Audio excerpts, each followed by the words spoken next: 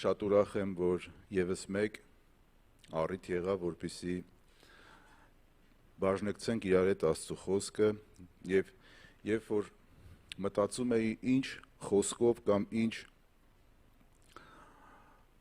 ինչով կիսվեմ ձեզ հետ եւ ակամայից սրտից դրվեց, որպեսզի վկայեմ իմ կյանքիս փոփոխության մասին, թե Աստված ինչ արեց ինձ հետ իմ դժվարության կամ կախվածության մեջ։ Գիտեք, ես համոզված եմ, որ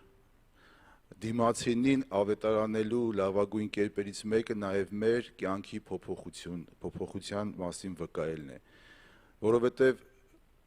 բոլորս նույն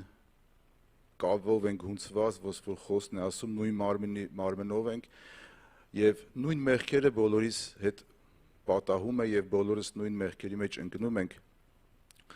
մեկը մի քիչ շատ, մեկը մի քիչ խորը, մեկը մի քիչ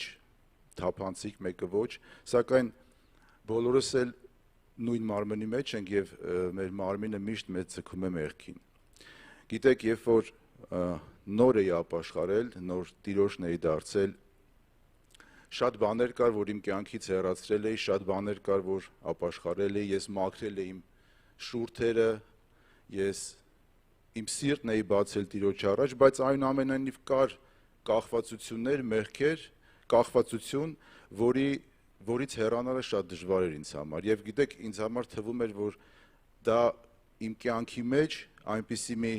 կախվածություն է, որ ինձ պահելու է դրա մեջ, դրա ներքո։ Եվ ամեն անգամ, երբ որ խնդրում էի Տիրոջը, Տեր ջան, խնդրում եմ ազատիր ինձ այս կախվածությունից, Տեր ջան, խնդրում եմ ինձ հեռու պահիր այս կախվածությունից, զորություն տուր եւ ակամայից զգում էի Տիրոջ ներկայությունը, զգում էի Տիրոջ զորությունը, բայց մի բան կար, որ ասես լիարժեք չէր։ Ես հետո հասկացա, թե ինչն էր դրա պատճառը եւ կասեմ դրա պատճառը որն էր, սակայն ամեն անգամ, երբ որ ես օգտագործում էի դա, գիտեք, մեր մոտ տարբեր կարող են լինել եւ որպեսզի հասկանանք այդ կախվածությունը, հասկանանք այդ բռնվածությունը, դա կարա լինի, չգիտեմ, ստախոսությունը, կարա լինի շնության միտքը, կարա լինի գողությունը, կարա լինի տարբեր մեղքեր կարան լինեն, որոնք որ մեզ կախվածության մեջ են պահում, որոնք որ մեզ ձգում են դեպի աշխարհը, ձգում են դեպի մարմինը, հա։ Եվ ամեն անգամ, երբ որ Տիրոջ խնդրում էի, երբ որ օգտագործում էի դա, գիտեք, իմ մեջ ներսում ինչ-որ մի բան փշրվում էր, իմ ներսում ինչ-որ մի բան քանդվում էր, եւ ես զգում էի, որ դա Սուրբ Հոգու հանդիմանություն է, Սուրբ Հոգին տրտմում էր իմ մեջ։ Եվ գիտեք, երբ որ պայքարի մեջ էի, ասպես ասած, կատարել թե չկատարել, իմ առաջ ոնց որ դուռ էր բացվել, երկու ուղղություն, երկու ճանապարհ էր բացվել կամ Աստծո հետ, կամ աշխարհի հետ մեղքերի մեջ։ Եվ այդ ժամանակ է, որ աղաղակեցի Տիրոջը եւ Տիրոջ պատասխանը շատ ուղիղ էր, շատ դիպուկ էր եւ ես հասկացա, թե որն էր պատճառը, որ մինչեւ այդ ընթացքը ես խնդրում էի, բայց չէի ստանում այդ։ Եվ այդ ժամանակ ես ստացա այդ պատասխանը։ Այդ ժամանակ ես ստացա այդ զորությունը դրա դեմ պայքարելու։ Եվ հասկացա մի բան, որ ես իմ սրտի այն խորքից չէր այդ խնդրանքը։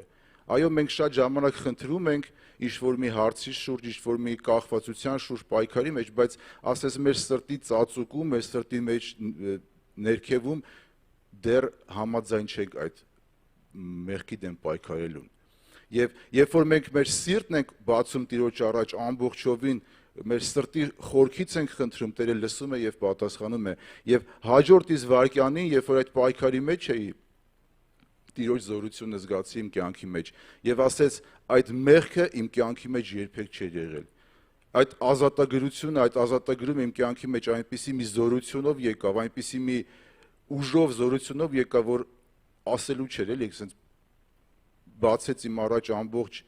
դռները, որպեսզի ես հաղթանակ տանեի մեղքին, այդ մեղքի կախվածությունից ազատվեի։ Եվ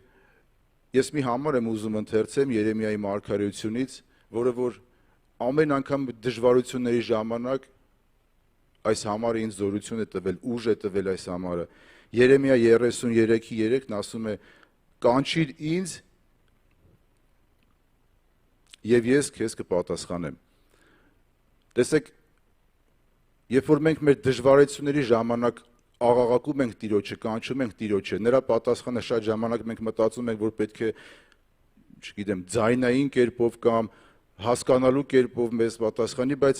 մեզ պատասխանում է Տերը մեզ հաղթանակ տալով մեղքի դեմ։ Մեզ պատասխանում է Տերը մեզ զորություն տալով, որ մենք կարողանանք մեղքին հաղթենք։ Սա լինում է Տիրոջ պատասխանը։ Եվ երբ որ մենք կանչում ենք Տիրոջը, Տերը գալիս է մեր կյանք, Տերը զորացնում է մեզ եւ Տերը ազատագրում է մեզ։ Մեզ շնորհ է տալիս, զորություն է տալիս, որպեսզի մենք ազատագրվենք մեղքերից։ Մենք պայքարենք այդ մեղքերի դեմ եւ այդ մեղքերին հաղթանակող լինենք։